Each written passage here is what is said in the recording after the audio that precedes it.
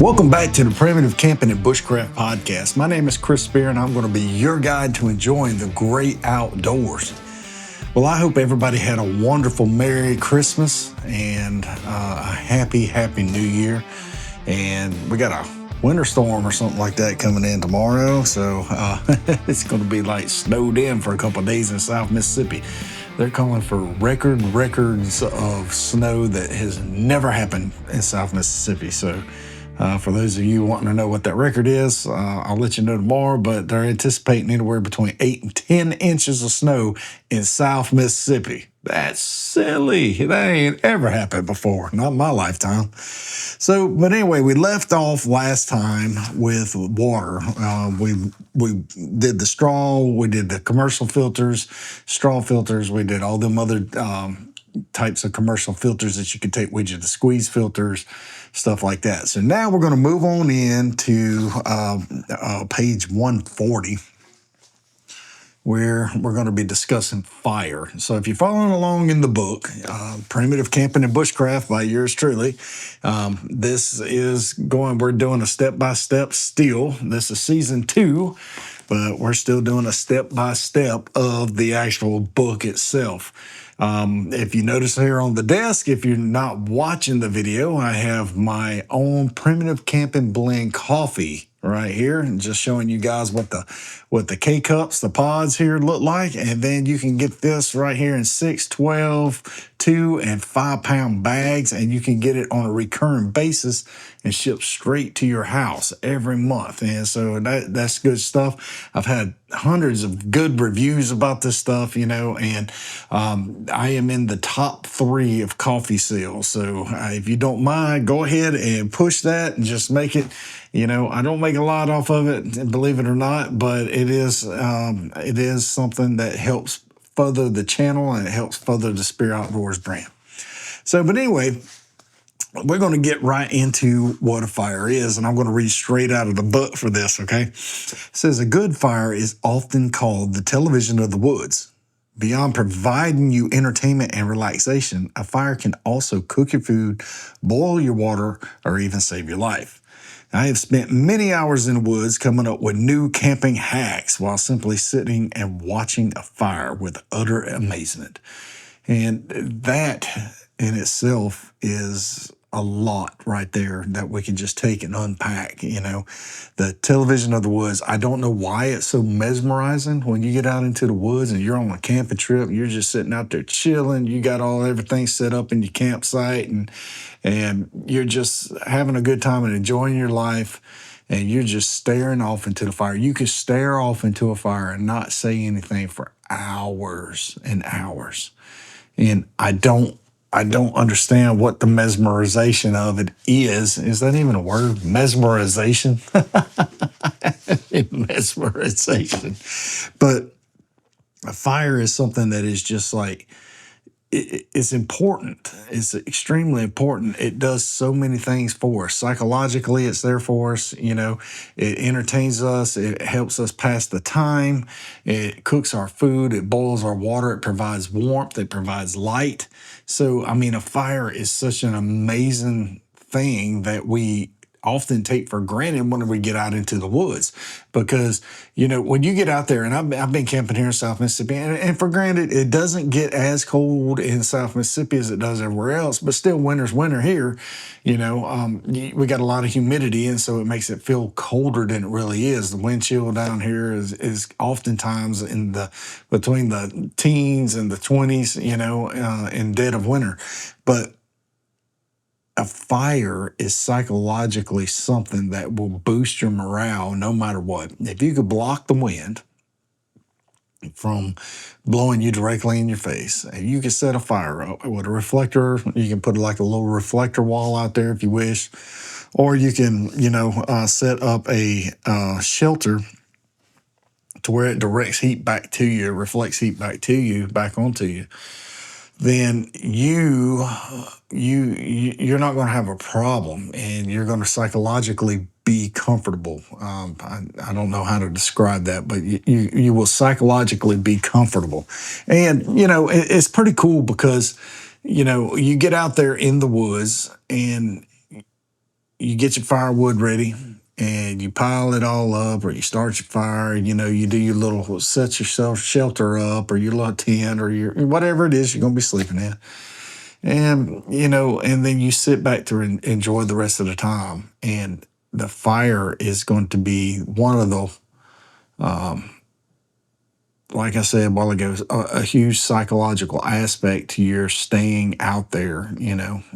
But anyway, so I just recently come back from a camping trip, and I went primitive camping, and I wanted to film some stuff. I was actually hunting while I was out there.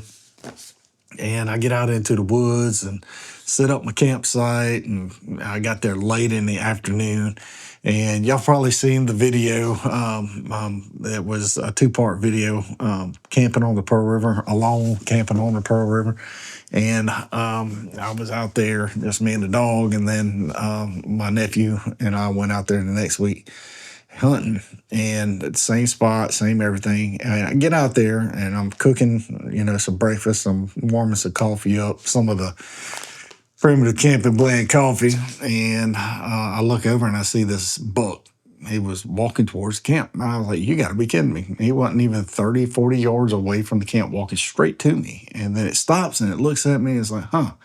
And it just turns to the left and just slowly meanders all the way around the camp. Like we did not bother this deer at all.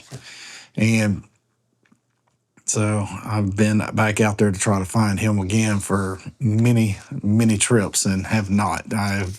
I have not filmed many videos, and because I've been out there looking for that deer. Now I found a bunch of does, and I found, a bunch of female deer, but I have not found any bucks at all.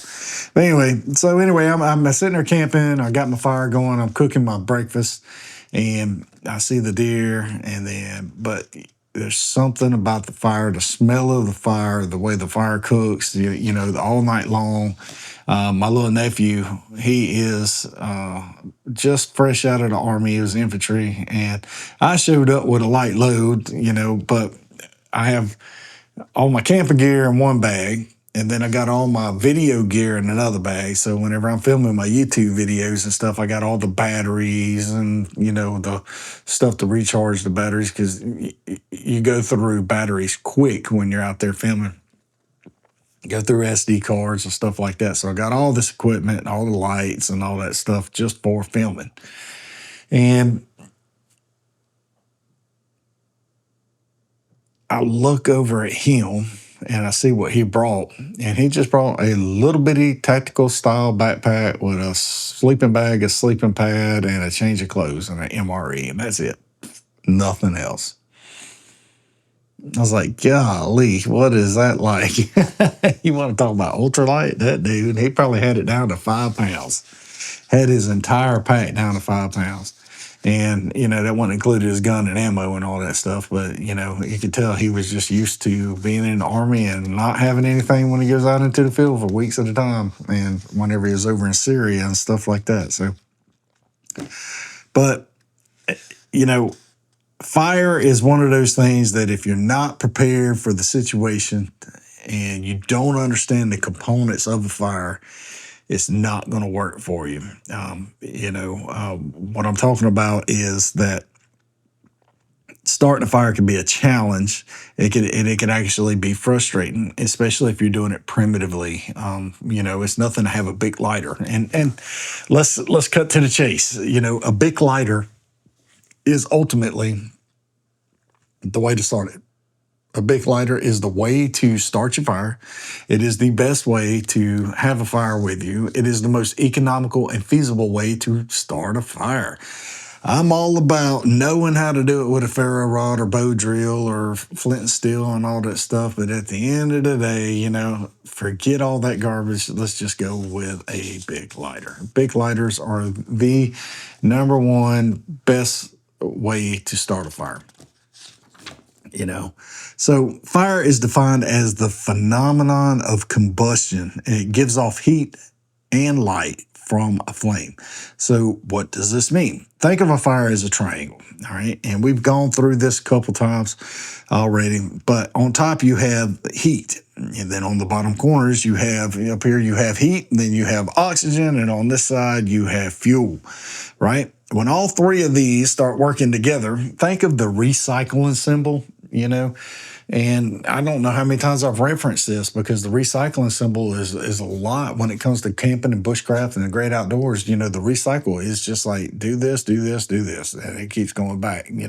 Same thing with fire.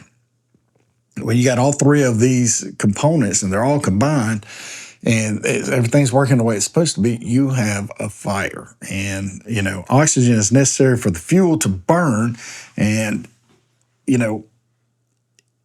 it's always present. It's got to be present during all stages of the fire build and, building and maintenance and all that good stuff. So to put it another way, if your fire can't breathe, it's going to die. It's just like us. If it can't breathe, it's going to die. So, you got your tinder, you got your kindling, you got your fuel. Your tinder is going to be your real small stuff, your real fine fibers that are going to be catching a spark, and you could blow it into a flame. With a lighter, you use fine tinders to actually start your fire. And then your kindling is going to be your little bit smaller stuff, and then you put it all together, and that's really going to start your fire. The smaller it is, the better it's going to catch, the faster it's going to catch, and then it starts creating the little coals and everything that is actually going to help burn your actual fuel, which is going to be bigger logs, split firewood, stuff like that. So everything small has to start, everything small, and then it starts getting bigger and bigger and bigger, to the point where you can add a big log and it'll last all night long when you sit by the fire. But one of the things that I really love about the great outdoors is the ability to find natural tinders. And, I don't have any with me right here on this episode, but, dog fennel, and I've said this from time, and I know you're probably not going to have it in your local area or your geographic area, but dog fennel, goldenrod, some of those other flowery weeds that in the fall they bloom, they die, and then all of a sudden you're left with something that's kind of fluffy. It's got like a fluffy flower or something, leaves got fluffed up or something like that.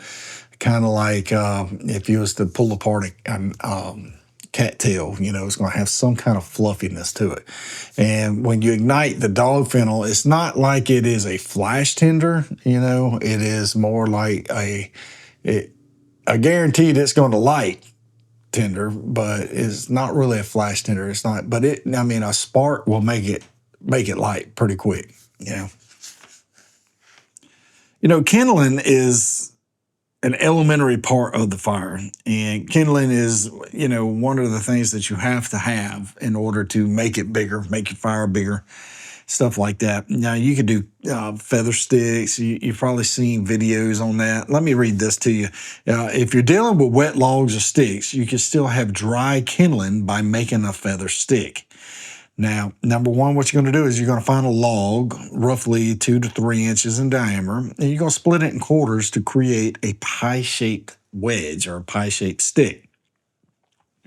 Then you're going to, holding your knife still, you're going to put one of the sticks along the blade to make a thin shaving all the way down the stick. Once you've gotten close to the end of the stick, repeat the process as many times as necessary until you've made the stick look like the vein of a feather. Now, this is going to have varying results. Different people's going to do it different ways. People that's done it a lot is going to have a lot of curls. People that haven't done it a lot are not going to have a lot of curls on their stick. It's going to have it real thin, real thick. It takes practice. It's one of those things that you have to practice in order to get it right. Now, one of the things that I found when making feather sticks that helps out, and a lot of people be like, dude, come on, is jamming your knife, sharp edge blade away from you and then pulling the stick against the knife like that. You're going to jam that knife down into a log. You're going to pull it back, and you can make it that way. I find that that's a little easier than doing the knife straight up and down. Now, I'm not discrediting people. I'm not, you need to practice your skills with your knife. You need to practice your knife. You need to practice your skills. You need to practice making feather sticks. You can't just, not do it. But I find it a little bit easier when the knife is stationary and I'm pulling the log. But you still need to practice with your knife without doing it that way or whatnot. By making these thin strips on the stick, you're creating more material for the fire to consume as it grows. This method is extremely useful when you're camping in a wet environment. South Mississippi is wet. South Mississippi is humid. You can walk into the woods and everything's wet. I don't want to call it a rainforest. It's really not a rainforest, but with the humidity, everything's wet in late summertime. It can be 900 degrees outside, but the humidity, everything's soaked and saturating. So, we talked about your fuel, your kindling, and then we talked about let's back up and go back to your tinder. Tinder is any material, all right? It's going to be any material that is natural or artificial, and this material lights with a spark. Okay, so and by saying lights, I don't mean erupting into a flame. I mean it generates an ember, or it just it creates a coal, it creates an ember, or it lights into a flame. And that could be any. We talked about cattails. That's a flash tinder. We talked about the my mind just went blank for some reason. I don't understand why it does this, but we talked about dog fennel. We talked about, goldenrods and other type weeds like that have a flowery weed that you can use. And you can use that with a flint and steel, drop a spark down in there, and you can catch a fire, and it can go woof, even with a flint and steel. But we're just going to go right back to the big lighter. But anyway, these materials, even though they catch a spark, these materials usually folded together like a bird's nest to catch the spark. And that's going to help initiate the combustion. The material you select as tinder should be made from thin wood shavings or very fine natural or artificial fibers. Now, I found one thing that I absolutely love, and I take a pack of these dudes with me everywhere I go. I have started a fire in every single condition possible. I might even try it tomorrow. I might even try to make a fire with in the snow because, that's the only environment I have not started a fire with these dudes is the black bear fire plugs. You can't kill these things. I mean, these things start fires. I have started so many fires with the black bear fire plug. It's ridiculous. And whenever it's out, I'm buying me another bag of the black bear fire plugs. These things are amazing. And I'm telling you the truth that you're going to have traditionalists and you're going to have non-traditionalists. I'm more of a non-traditionalist. I'm more of a primitive camper.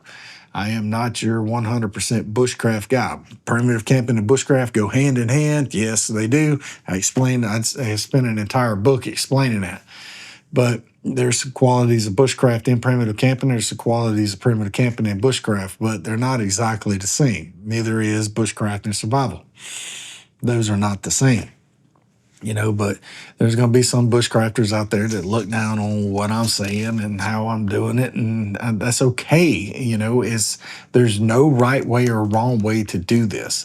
If you want to bring a Bic lighter with you into the woods to start a fire, bring you a Bic lighter into the woods and start you a fire. If you want to bring some black bear fire starters with you, bring you some Blackbeard fire starters with you. Who cares? as long as the end result is what it is that you need.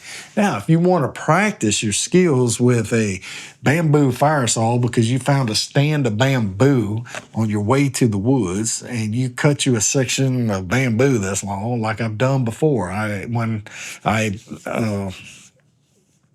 don't even know. I was probably still under a non-disclosure agreement, but filmed an application for a certain something and didn't get selected or didn't make it. But, I used in that video, the bamboo fire saw to start the fire. And it was a creative choice because I hadn't seen that before, but I did that. And going back, I would have been like, here's my ferro rod. If you don't like it, I'm sorry. Oh, well. But anyway, so now we're going to get into actual different methods of starting a fire. We're going to start doing flint and steel, ferro rods, and stuff like that in episodes coming up. Today we're just talking about kindling. We're talking about tinder, and fuel. There is a way to start a fire with tinder from green living wood and arrowwood. Arrowwood is a shrub and it grows almost everywhere, especially in the Southeast. And, the arrowwood is a shrub as a tinder. The first time I saw this, it blew my mind. And I believe it was, who was it? I don't recall who it was. Was it Buckeye Bushcraft or, one of those, Buckeye Bushcraft or Corporal's Corner or something like that, where they did arrowwood and they scraped that stuff down to a fine tinder on the outside edges. And it's green wood, just scraped it off a green stick. And they threw it out in the sun and they let it sit for a few minutes on one side. They flipped it over, let it sit on the other, and they threw a spark in there and it went woof. And I was like, what? So the first time I ever saw that, if you can imagine, a redneck from South Mississippi, I was just like, what? This blew my mind. So, this went against everything I knew about fire at the time. Bark from a green limb is saturated with water. So usually the only way to dry it out is by letting it sit for days or sit it next to a fire to where it applies heat. But, with arrowwood, however, that's not the case. You can make shavings and place them directly in the sunlight. They dry extremely quickly. So if you're ever in a desperate situation and you have arrowwood, and if I had the examples of it, if I remember whenever I'm putting this podcast together, I'll put a picture of it up here on the video if you want to watch it. And but anyway, you can identify arrowwood as a shrub. Once you identify it, cut off a section about 2 feet long, scrape the outer bark off, set it aside for your fire. Then you should be left with a yellowish stick, and then take the backside of your knife and that 90-degree spine on your knife and just scrape that puppy down, and you're going to come up with all kinds of shavings.